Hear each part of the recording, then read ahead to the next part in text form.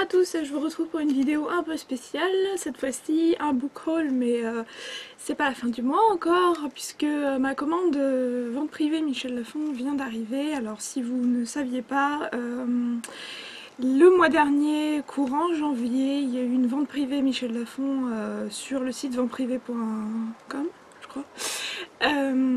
Et qui proposait tout un tas de livres de l'éditeur Michel Lafon à des prix totalement sacrifiés, donc 3-4 € à peu près pour chaque bouquin. Ils avaient déjà fait la même opération l'année dernière, donc je suppose qu'ils font ça à chaque année, à peu près au moment des soldes, mais on n'a pas le droit de faire de soldes sur les livres. Donc on appelle ça des ventes privées, n'est-ce pas? Donc je ne pouvais pas ne pas passer à côté. Et donc on va commencer tout de suite. Alors d'abord je vais commencer par deux livres que j'ai offerts pour ma maman. Un énorme bouquin, un beau livre, Les archives secrètes du Vatican.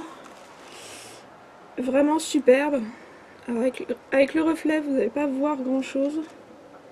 Voilà, peut-être comme ça ira mieux. Vraiment un très beau livre. Avec de magnifiques images à l'intérieur, comme vous pouvez voir. Voilà.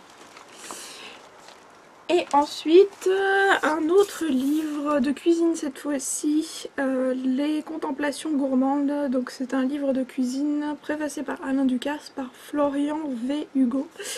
Donc un livre de cuisine sur le thème de Victor Hugo et de ses habitudes, etc. Donc là aussi un beau livre. Hein. Vous pouvez voir. Voilà. Sachant que Florian V. Hugo, apparemment c'est le descendant direct de Victor Hugo et il est cuisinier. Il est cuisinier dans sa vie. Voilà. Donc un autre très beau livre. Et moi je me suis contentée de livres normaux, entre guillemets, avec Dark Shadows, le tome 1, l'histoire qui a inspiré Tim Burton, puisque ça en a fait ils en ont fait un film avec Johnny Depp il n'y a pas très longtemps, donc de Lara Parker.